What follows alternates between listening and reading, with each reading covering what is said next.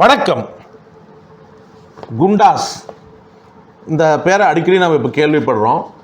குண்டர் சட்டத்தில் இவர் கைது செய்யப்பட்டிருக்காரு, அவர் உள்ளே இருக்கார், இப்படிப்பட்ட விஷயங்களை நாம் பல முறை கேள்விப்படுறோம். இது என்ன சட்டம்? இது ஏன் அடக்குமுறையின் கருவியாக பார்க்கப்படுகிறது? இந்த சட்டத்தால் என்ன பிரச்சனை? இந்த சட்டத்தில் கைது செய்யப்பட்டால் என்ன செய்யணும் போன்ற விஷயங்களை இன்றைக்கி பார்க்கலாம். நம்ம எல்லாத்துக்குமே இந்த சட்டத்தை பற்றி பேசும் பொழுது குண்டாஸ் அப்படிம்பாங்க, இல்லை குண்டர் தடுப்பு சட்டம் அப்படிம்பாங்க. உண்மையிலே இதனுடைய முழு பெயர் பார்த்திங்கன்னா தமிழ்நாடு கள்ளச்சாராயக்காரர்கள், கணினி வெளி சட்ட குற்றவாளிகள், போதை மருந்து குற்றவாளிகள், வனக்குற்றவாளிகள், குண்டர்கள், விபச்சார தொழில் குற்றவாளிகள், மணல் குற்றவாளிகள், பாலியல் குற்றவாளிகள், குடிசை பகுதியில் ஆக்கிரமிப்பாளர்கள் மற்றும் காணொலி திருடர்கள்னால் திருட்டு ஆகியோரின் அபாயகரமான நடவடிக்கைகளை தடுப்பு சட்டம் அப்படின்னு சொல்லுவாங்க. 1982 இந்த சட்டம் கொண்டு வரப்படுது.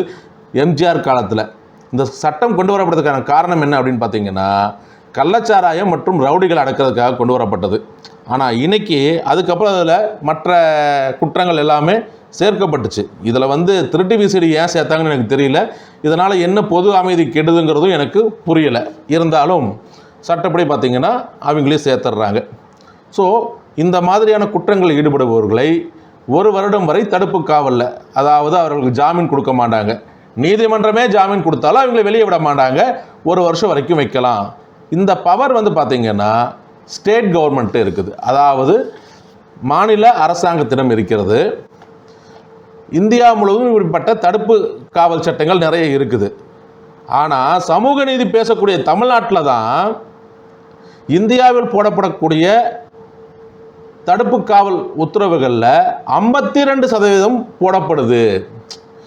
இது ஒரு அதிகார துஷ்பிரயோகத்துக்கும் அரசியல் பழிவாங்குதல் மற்றும் தனிப்பட்ட பழிவாங்குதலுக்கும் பயன்படுத்தப்படுவதாக ஒரு குற்றச்சாட்டு வைக்கப்படுகிறது. இதில் என்ன ஒரு இன்ட்ரெஸ்டிங்கான விஷயம் அப்படின்னு பார்த்தீங்கன்னா, இப்படி போடப்படும் தடுப்பு காவல் உத்தரவுகளில் 8% பேர் தான் முழு 1 வருஷமும் உள்ளே இருக்கிறாங்க. மற்றவர்கள் மீது போடப்பட்ட தடுப்பு காவல் உத்தரவுகள், அதாவது 92% பேருக்கு மேலே போடப்பட்ட தடுப்பு காவல் உத்தரவுகள் நீதிமன்றத்தாலும் அறிவுரை கமிட்டியாலும் ரத்து செய்யப்படுது அப்படிங்கிறத நம்ம பார்க்கணும். அப்போ இதிலிருந்தே பார்த்திங்கன்னா இது ஒரு அதிகார துஷ்பிரயோகமாக தான் பயன்படுத்தப்படுது அப்படிங்கிறத நம்ம எல்லாருமே புரிஞ்சுக்கலாம். இது பார்த்திங்கன்னா காவல்துறையின் வேட்டைக்காடு அப்படின்னு நான் சொல்லலை, சென்னை உயர்நீதிமன்றம் ஒரு வழக்கில் சொல்லியிருக்குது. இப்படி ஒரு கேவலமான ஒரு சூழ்நிலை இருக்குது. சரி, இந்த தடுப்பு காவல் உத்தரவு போட்டுட்டாங்க அப்படின்னா இந்த உத்தரவை யார் போட முடியும்? சட்டப்படி பார்த்திங்கன்னா தமிழக அரசாங்கம் போடணும். அப்படின்னா ஒரு செக்ரட்டரி லெவல் அதிகாரி தான் இந்த உத்தரவை போட முடியும். ஆனால் என்ன பண்ணுறாங்கன்னா, அதே சட்டத்தில் ஒரு சப்செக்ஷன் வைக்கிறாங்க. தேவைப்பட்டால் சில பகுதிகளில் இருக்கும் கலெக்டர் அல்லது அந்த பகுதியோட எஸ்பி இல்லை அடிஷ்னல் கமிஷனர் இவங்கெல்லாம் இந்த உத்தரவை போடலாம். அதுக்கு 3 மாதத்துக்கு மேலே அதற்கான அந்த அதிகாரம் இருக்கக்கூடாது. அரசாங்கம் தேவைப்பட்டால் அதை எக்ஸ்டெண்ட் பண்ணலாம் அப்படின்னு சட்டத்தில் இருக்குது. அதை வச்சுக்கிட்டு என்ன பண்ணிருக்காங்கன்னா, இன்று வரை அதை எக்ஸ்டெண்ட் பண்ணி ஒரு கவர்மெண்ட் செக்ரட்டரிக்கு இருக்கக்கூடிய பவரை ஒரு சாதாரண கலெக்டருக்கும் எஸ்பிக்கும் கொடுத்துட்றாங்க. ஏன் ஒரு கவர்மெண்ட் செக்ரட்டரி இந்த மாதிரி உத்தரவு போடணும்னு சொல்கிறாங்க? ஏன்னா இது ஒருத்தருடைய தனிப்பட்ட சுதந்திரத்தை பறிக்கக்கூடிய சட்டம், ஒரு உத்தரவு.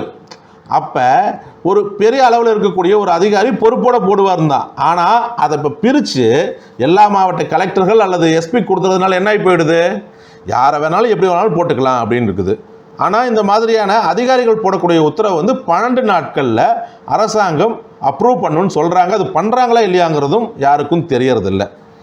மேலும் சென்னை உயர்நீதிமன்றம் பல வழக்குகளில் நீங்கள் இந்த மாதிரி தவறுதலாக பல பேர் மேலே இதை துஷ்பிரயோகம் பண்ணுறீங்க, இனிமேல் நாங்கள் அபராதம் போடுவோம்னு மிரட்டியும் பார்த்துட்டாங்க, திருந்தலை. அது மட்டும் இல்லை, மன்னிக்கணும், சென்னை உயர்நீதிமன்றம் என்ன சொல்லுதுன்னா, இது ஒரு பெரிய பவர், அட்லீஸ்ட் ஐஜி ரேங்கில் இருக்கக்கூடிய அதிகாரிகளாவது போட சொல்லுங்க அப்படின்னு ஒரு ஐடியாவும் கொடுத்தாங்க. அதையும் அரசாங்கம் இதுவரைக்கும் பயன்படுத்தவில்லை. இந்த மாதிரி ஒரு கைது செய்யப்பட்டுட்டார் அப்படின்னா அடுத்த 3 வாரங்களில் அவருடைய கைது சம்பந்தமான விஷயங்களை ஒரு அட்வைசரி போர்டு உண்டாக்கி அதன் முன் வைக்க வேண்டும். இந்த அட்வைசரி போர்டில் பார்த்தீங்கன்னா ஓய்வு பெற்ற உயர்நீதிமன்ற நீதிபதிகள் குறைஞ்சது 2 பேர் இருக்கணும். அது இல்லாமல் ஒருத்தர் 3 பேர் இருப்பாங்க.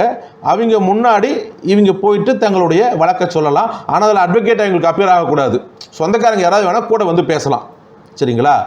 அதை கேட்டுட்டு இந்த அட்வைசரி கமிட்டி அவங்கள வந்து அந்த தடுப்பு காவலை ரத்து கூட செய்யலாம். ஆனால் அந்த மாதிரி ரத்து செய்கிறது இல்லை. இதில் என்ன ஒரு கொடுமையான விஷயம் அப்படின்னு பார்த்தீங்கன்னா, பல அட்வைசரி கமிட்டியோட உத்தரவுகள் 2 சென்டென்ஸில் 3 சென்டென்ஸில் சும்மா அப்படி சாதாரணமாக ஆர்டர் போடுறாங்க. இது வந்து தவறான விஷயம். அதனால் அந்த உத்தரவுகளை நாங்கள் கண்காணிக்க போகிறோன்னு சொல்லி உயர்நீதிமன்றம் இதுக்காக ஒரு கமிட்டி போடுற கொடுமையும் நடந்துச்சு.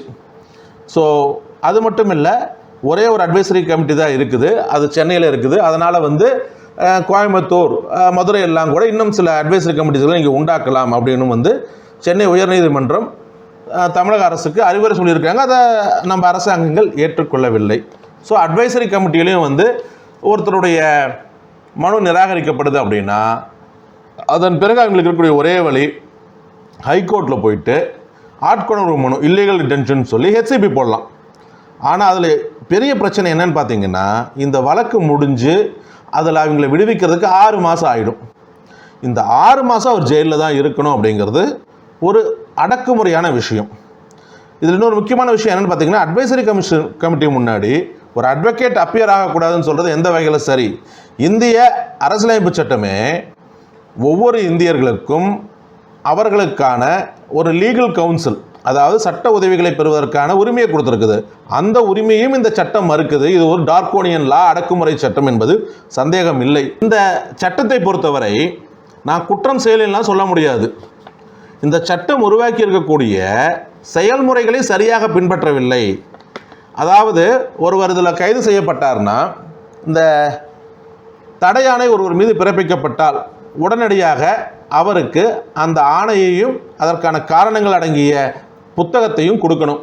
அந்த புத்தகம் வந்து சரியாக இல்லை அதை கொடுக்கறதுக்கு டிலே பண்ணிட்டாங்க, இந்த மாதிரியான காரணங்கள் செயல்முறைகளை சரியாக பின்பற்றலன்னு சொல்லி மட்டும்தான் இதில் நாம் விடுதலையை பெற முடியும். இல்லை நான் குற்றமே செய்யலாம் சொல்லவே முடியாது. அதை விட ஒரு கொடுமையான விஷயம் என்ன அப்படின்னு பார்த்தீங்கன்னா, அரசாங்க அதிகாரிகள் இதில் எடுக்கக்கூடிய எந்த நடவடிக்கை எதிராகவும் நீங்கள் நீதிமன்றங்களையோ அல்லது வேறு எந்த ஒரு அமைப்பையோ அணுக முடியாது. இதில் அவங்க எடுக்கக்கூடிய நடவடிக்கை தவறாக இருந்தாலும் சரி, சரியாக இருந்தாலும் சரி, அவங்க மேலே நடவடிக்கை எடுக்க முடியாதுன்னு அதிகாரிகளுக்கு ஒரு பாதுகாப்பும் கொடுக்கப்படுது. இந்த ஒரு அடக்குமுறை சட்டம் 1982 பலாயிரக்கணக்கான பேருடைய தனிப்பட்ட சுதந்திரத்தை பறித்திருக்கிறது, இனிமேலும் பறிக்கும். இந்த சட்டத்துக்கு எதிராக பல வழக்குகள் தொடுக்கப்பட்டும் இல்லை இந்த சட்டம் வந்து செல்லக்கூடியதுன்னு சென்னை உச்சநீதிமன்றம் வரைக்கும் சொல்லிட்டாங்க. நான் வழக்கமாக சொல்கிறது தான், ஒரு விஷயத்தை எங்களால் எதிர்த்து ஜெயிக்க முடியாதுன்னா அதை செல்லாக பெயர்த்து எடுக்க முடியும். அதற்கான முயற்சிகளை நான் தொடர்ந்து செய்வேன். நன்றி, வணக்கம்.